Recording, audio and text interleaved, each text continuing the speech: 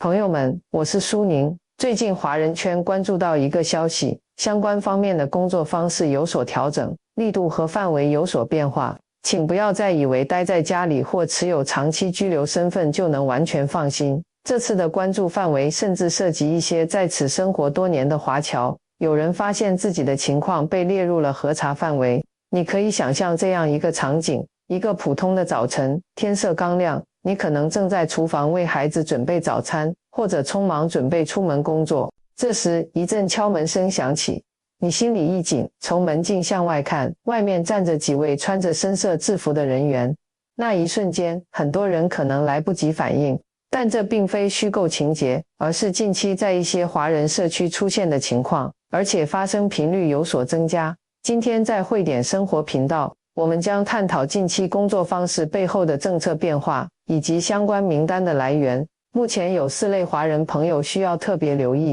如果你希望在变化中保护好家人，安稳生活，请一定看到最后，我会分享专业法律人士强调的重要建议。在开始之前，也麻烦朋友们给视频点个赞，订阅一下汇点生活频道，再把旁边的小铃铛打开，这样任何关系到我们海外华人切身利益的重要消息，你都不会错过了。当前的相关方面，其工作思路和力度在近期有所调整。以往我们常听说，只要遵守规则，不涉及案件，一般不会受到影响。但现在，这种相对平稳的状态已经发生变化。他们采取的工作方式，在官方文件中可能称为针对性工作，但对普通人来说，感受到的是更为直接的核查方式。现在的美国移民局，也就是艾斯，他们做事的方法和力度，在2025年可以说是彻底变化了。以前咱们老听人说，只要你安分守己不惹事，移民局哪有空专门来找你？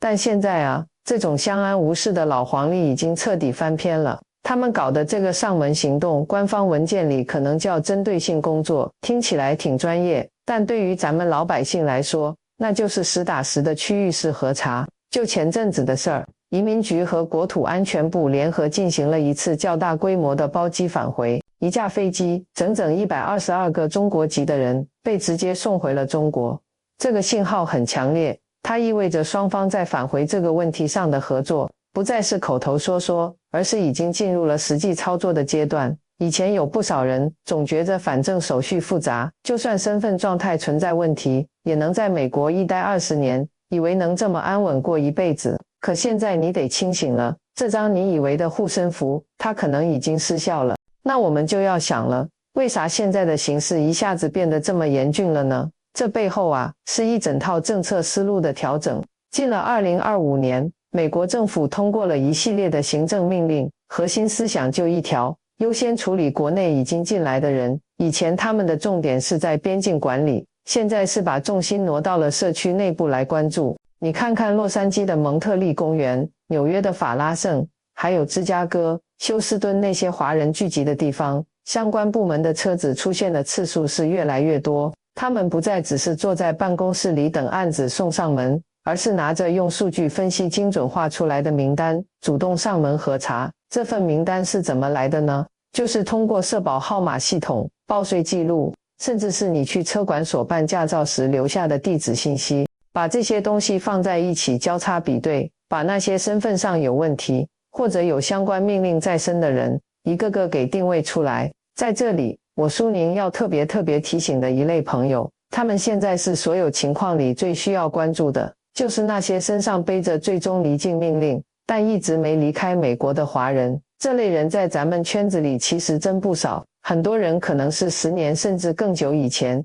因为某些申请没成功，法官下了命令必须离境，但那时候因为各种原因没立刻来执行，或者因为手续问题，导致这些人一直留在一个要被返回但又没被送走的状态里。这些人平时生活看着一切正常，照样开店、打工、报税，有的都在这边成家立业了，孩子都上大学了。但现在的上门行动，第一个对准的就是他们，因为在相关部门眼里，这些人的案子早就结了，法律程序全部走完了，法官早就判了必须走，不需要再经过复杂的流程，只要人一找到送进相关中心，等凑够一定数量的人，就会安排返回。最让人无奈的是，很多当事人自己都已经放松警惕了，觉得这么多年都没来找我，以后肯定也没事。但数据系统它是没有感情的机器啊，只要你的地址出现在最新的报税单上，或者新的租房合同里，执法人员可能就在某个你还在睡梦中的清晨，站到你家门口了。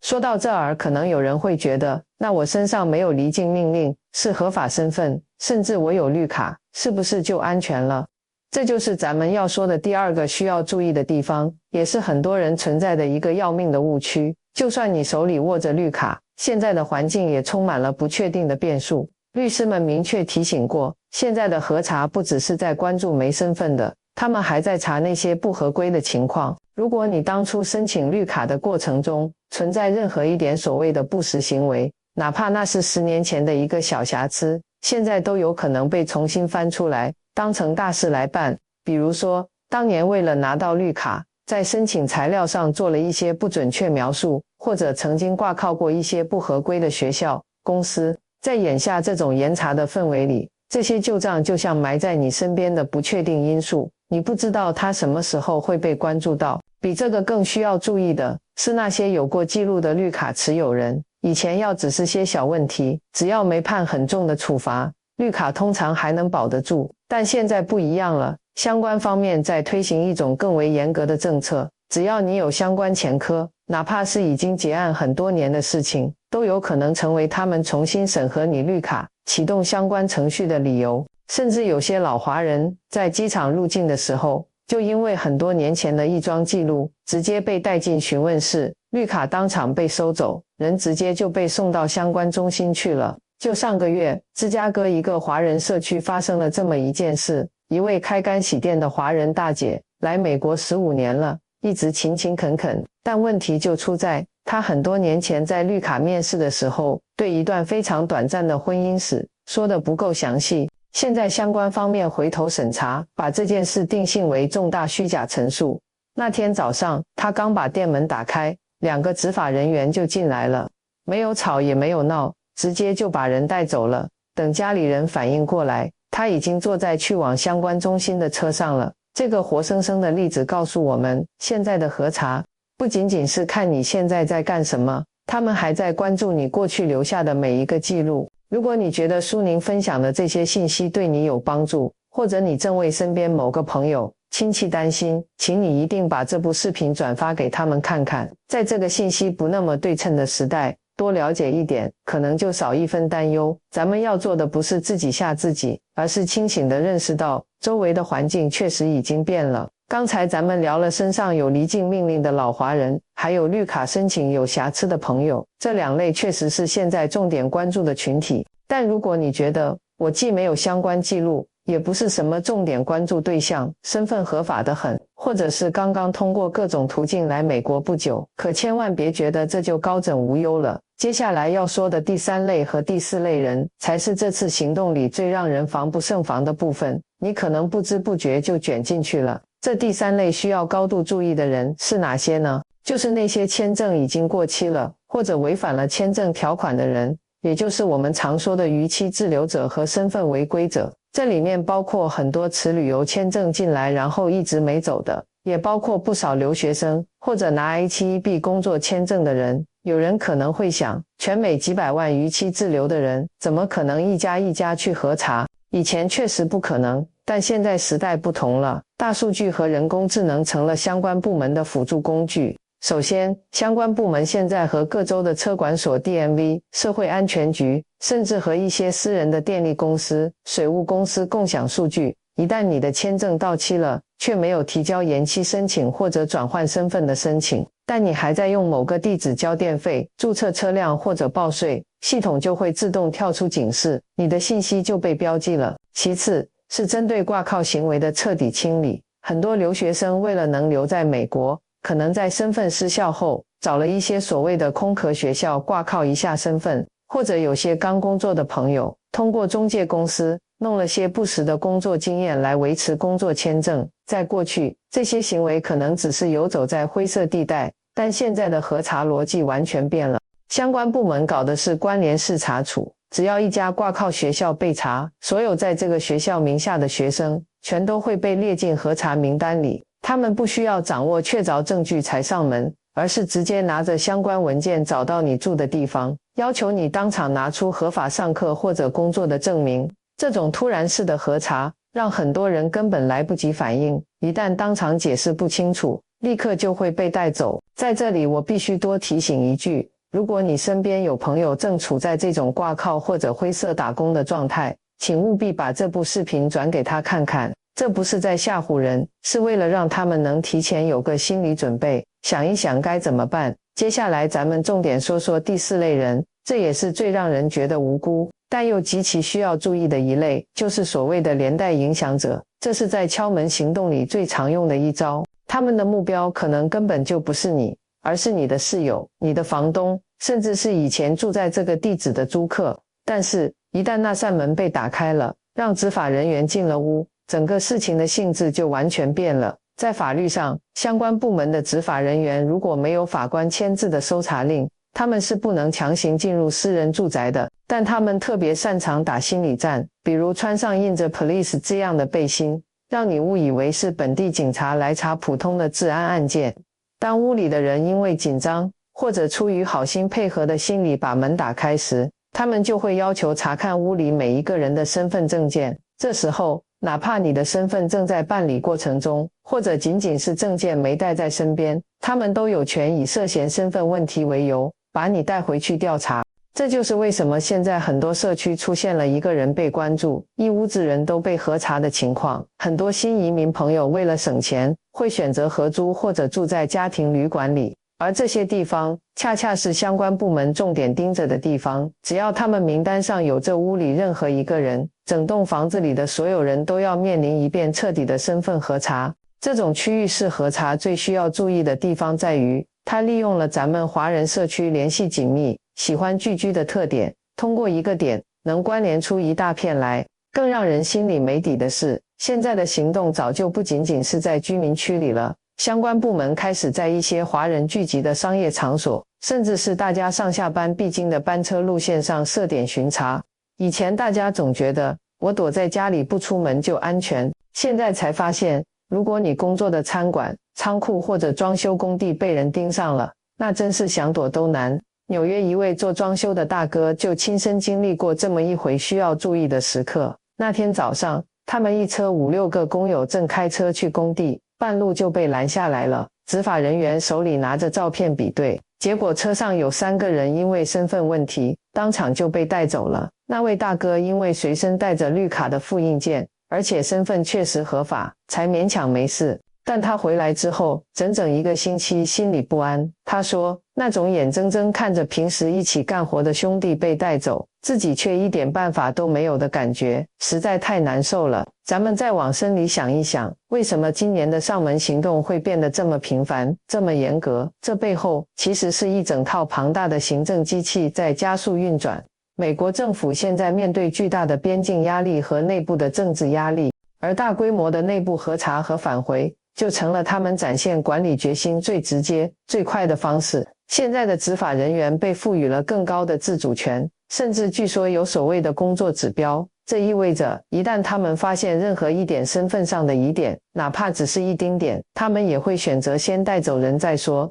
剩下的法律程序可以等到把人安排进相关中心之后再慢慢走。这种环境对于咱们普通华人来说，意味着生活成本和心理压力都在加倍的增长。以前大家聚在一起讨论的是怎么办绿卡，怎么买房投资，现在私底下聊的变成了如果突然被关注了，家里的孩子谁来照顾，银行里的钱怎么才能转出来给家人。现在我苏宁在这里想跟所有朋友说，越是这种时候，咱们越要冷静。慌里慌张解决不了任何问题，只有掌握了正确的法律知识，清楚知道自己权利的边界在哪里，才能在问题真的来临时保护好自己和家人。既然咱们已经详细分析了前面这几类需要注意的群体，那就必须深入探讨一个最核心的问题了。当那敲门声真在你家门口响起的时候，你手里的那张绿卡，或者你正在申请中的合法身份文件，到底能不能成为你的护身符？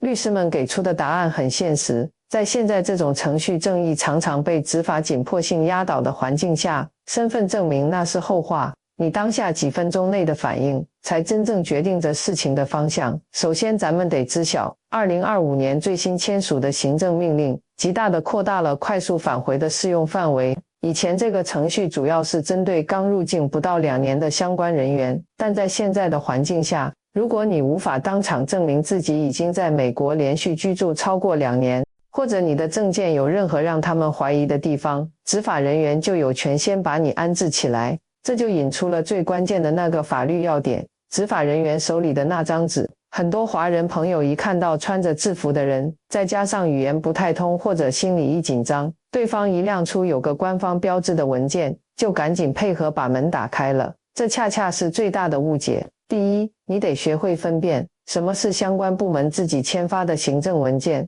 什么是法官签署的司法搜查令。在现在的上门行动中，相关执法人员手里拿的大多数是 I-200 或者 I-205 表格，这些只是相关部门内部签发的行政文件，并没有赋予他们强行进入私人住宅的权利。如果没有法官签字的司法搜查令，只要你坚决不开门，他们从法律上是进不来的。这是宪法赋予每一个在美国土地上的人的基本权利。接下来就是顶尖移民律师们反复总结的应对四步法。当门外站着的确实是相关执法人员时，请你务必保持冷静，一步一步来。第一步，坚决不要开门，所有对话隔着门进行，不管对方怎么说，只要他们拿不出法官签字的搜查令，你就有权利不开门。你可以大声地告诉他们，我不允许你们进入我的家，除非你们能从门缝下面塞进来一份由法官签署的司法搜查令。记住，一旦你主动把门打开了，在法律上就会被视为你同意了他们的核查。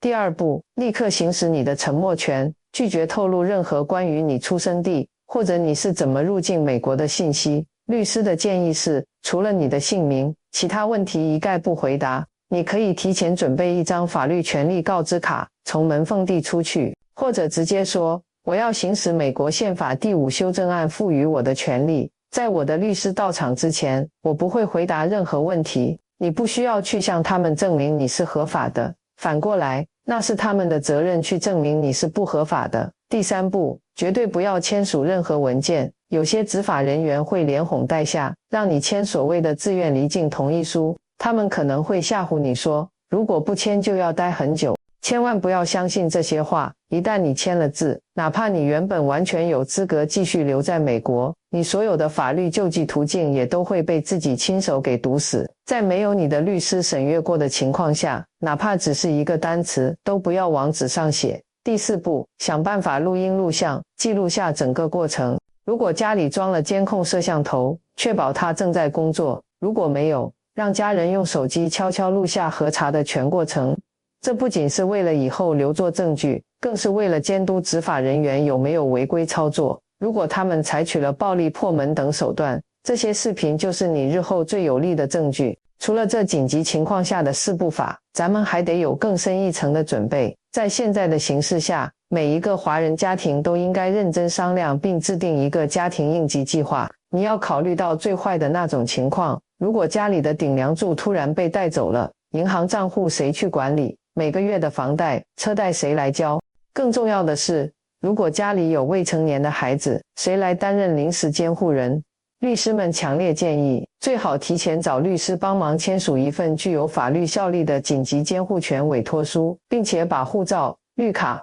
工卡等重要证件的复印件放在一个信得过的亲友那里妥善保管。我们更要看清2025年这场来势汹汹的上门行动背后，其实是整个美国社会对相关问题长期积累的情绪的一种表现，也是一次政策上的集中处理。在这种大环境里，没有一个主义能够完全置身事外。咱们华人社区更应该互相团结，有什么消息和风声，在合法的范围内及时通个气。如果在社区里看到了相关部门的车辆，或者听到了相关的风声，请悄悄地提醒一下身边的邻居朋友。这种守望相助的精神，有时候比什么都重要。回过头看咱们今天聊的这么多，从最新的人员名单聊到了眼下最需要注意的4类华人朋友，再到万一遇到敲门时具体的应对策略，我做这些内容，绝不是为了制造恐慌，恰恰相反，是希望每一个在美国努力奋斗的华人朋友，都能在风雨真的来临之前，手里有一把结实的伞。这个世界从来就不缺少变化和挑战，缺的是我们在面对这些未知时，那份难得的清醒和提前做好的准备。非常感谢大家耐心地看完今天的深度解析。如果你有任何相关的经历，或者对目前的政策有自己独到的见解，都非常欢迎你在评论区留言，咱们一起讨论。也请你记得点赞、订阅慧点生活频道，并把这份生活指南转发给更多需要的人。我是苏宁，祝愿每一位朋友都能在这片土地上平平安安、顺顺利利。咱们下期视频不见不散。